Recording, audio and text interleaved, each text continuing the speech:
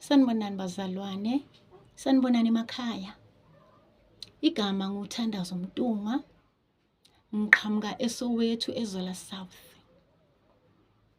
Namhlanje ngizoshare knowledge enginayo ngomoya oyingcwele owehlela kubantu, ngomoya wesithunywa, ukuthi isithunywa siyini.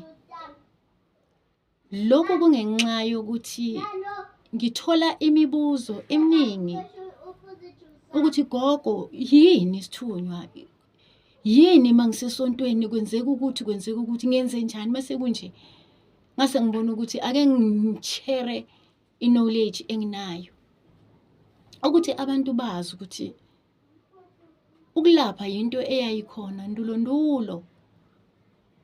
Okhokho bethu, omkhulu bethu babelapha ngokwesintu. Belapha ngobunyanga, belapha ngobungoma. Kukhona ngisho amagedla ayezazi izihlahla ukuthi umuntu umeke egula, ngithatha isihlahla esiwukuthi ngisihlanganise nesiwukuthi abese ayaphila umuntu.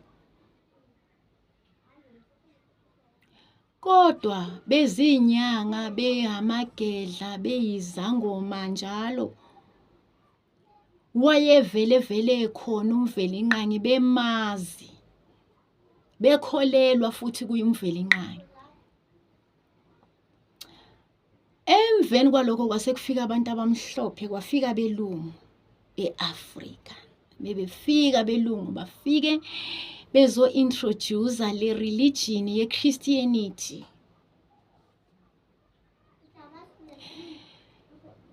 Saqala lapho-ke isithunywa, sekuqala ukwakhiwa namathempeli, kukhonzwa.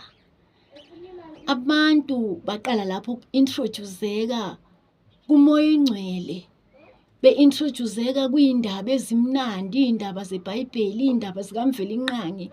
Sebeziqonda manje ngokujula kwazo. Angazi noma ngiyazwakala. Manje bazalwane, lesi sithunywa uma sesifikile, sifike ngenxa yale nkonzo ngobunkonzo njengoba besesishilo.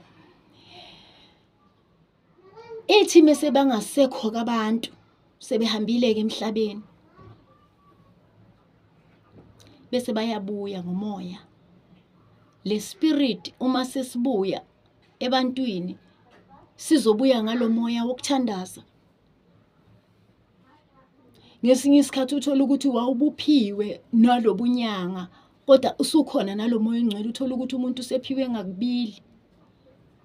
Omunye mhlambe uhlanganise ubunyanga nokuthandaza, kodwa bese kuya ngokuthi yikupho okuphezulu, mhlambe yibo ubunyanga, mhlambe yibo ubuthandaza, kuya ngokuhlukahlukana ngoba ayifani le ndlela. Sesifikile-ke njalo isithunywa-ke, sesizoba nama-demands kuwe. Sizokufuna ukuthi ube umuntu ohlala enkonzweni. Ngoba sifunani-ke isithunywa? Sifuna ukuthi uhlale enkonzweni ukuze siphakame sibe mandla. Sifuna ikakhulukazi umuntu okhonzayo. Yebo bona bayakwazi ukusebenzisa bengakhonzi, kodwa muhle umuntu uma ezoba nenkonzo akhonze. Kungakhathaliseki-ke ukuthi ukhonza enkonzweni yomoya noma enkonzweni nje. Kukhona iy'nkonzo ekungasizo iy'nkonzo ukuthi la inkonzo yomoya, kodwa nje kuyakhonzwa nje inkonzo kaNkulunkulu. Siyasebenza noma ungena enkonzweni enjalo. Kodwa ngiyaye ngibona abantu abaningi bathi kungcono kakhulu uma usenkonzweni kamoya, njengeZayoni kanje, njengePostoli kanjena. Kodwa mina ngisho ngithi noma ukwezinye iy'nkonzo, uma nje wena uwumntwana kaNkulunkulu, uhlala enkonzweni, ufunda iBhayibheli, uhlabelela, wenza konke, siyasebenza isithunywa. Isithunywa lesi mase sesifikile-ke kuwe, sithe sehla kanjani? Sehla kabili-ke isithunywa, siyaye sehle kwehle ingilosi kaJehova, umvelinqangi, yehle qobo ezulwini, yehlele kumuntu, izoletha iy'ndaba. Inhloso yengilosi ukuthi izoletha iy'ndaba, ikuxoxele ukuthi abantu mabasizakale, umhlaba ulunge, besizakala abantu ekuguleni nasey'nkingeni. Iza leyo ngilosi kanjalo, ibese kuba nendlela enye futhi yokuthi njengoba basebekhonzile-ke abantu sebe-introduce-ekile emoyeni oyingcwele, isihleli kubo kulento emoyeni wabo. Uma sebehambile emhlabeni bayaye bebuye. Umoya siyazi sonke ukuthi awufi, kepha kufa inyama. Loya moya uhlala uphila, ubese uyabuya-ke loyo moya uzoba isipho la kuwe emzimbeni. Ufike njengayo le ngilosi esike sakhuluma ngayo, kusho ukuthi kusuke kuyisidalwa sakini. Mhlawumbe ugogo wakho or ukhokho omkhulu kuya le emuva, sifike bese-ke lo moya uyakwembatha. Ubese uyakwembatha, uzowubona ngama-signs, kuzoba nama-signs azokwenzeka kuwe ukuthi kukhona ispirit esisebenzayo la kuwe. Loyo moya loyo umoya okuthatha ey'dalweni zakini ezazikhonza, ezazimazi uNkulunkulu, zibuya ngomoya oyingcwele, ngoba lezi zidalwa lezi kuthiwa ziseduzane noNkulunkulu. uJehova umvelinqangi ukhuluma kuzo, zona zehlisa umlayezo ufike ezansi la thina esikhona. Bese-ke uyaqala-ke ukutshela abantu ukuthi khona engikuzwayo, ngizwa kuthiwa. Isithunywa-ke into enjalo. Bazalwane,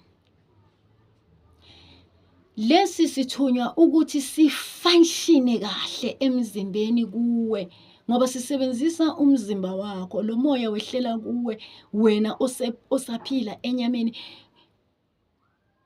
Uyabona uma uhlabelela, uthi uyihlelele nje ekhaya, kuphakama ihlabelele, uyihlabelele nje, uyihlabelele nje, kube mnandi. Uzowubona usuzamula-ke. Ngithi esontweni khona, ithi mayiphakama ingoma ethinta umoya, khona abanye abawayo, khona abamemezayo. Kuhluka ngokuhluka ngoba phela akufanani, awukho umfaniswano. Kuphakanyiswa yini? Yile ihlabelelo. Inhloso-ke yalesithunywa ukufika kumuntu, ukufika kubantu, ufikele ukuthi abantu bakwazi ukuthi besizane emhlabeni, ngoba iy'nkinga yiningi la emhlabeni. uJehova kwehli yena uqobo lwakhe ezulwini athi qathatha, afike la kithi akhulume nathi, kodwa uthumela lezi zingilosi size sithi iy'dalwa lezi zasemakithi esemesey'buya ngomoya oyingcwele sibabiza ukuthi bayizingilosi. Jehova usebenzisa izingilosi zakhe zezulu nalezi ezayiphila emhlabeni esekuyizidalwa, abantu basemakithi abangasekho emhlabeni ababizwa ngokuthi bayizidalwa. Angazi noma siyazwana. Uma sesifikile-ke lesithunywa, siyaye sithanda ukudonsa usizi. Ithi uma usenkonzweni noma uhleli nje ekhaya, mhlawumbe uxoxa nomngani wakho, uma enosizo oluthize, siyakudonsa usizi. Ungene kumuntu, ugamenxe esizweni lomuntu, uzwe ngisho iy'gulo, uzwe kushaya kuwe enyameni, kanti lo muntu isithunywa-ke into enjalo. Ubese-ke wena-ke uyakhuluma, ngalesi khathi ukhuluma wena uyalapheka, uthula lo muntu umthwalo. Kusho ukuthi ngizothi niyayibona imagnethi.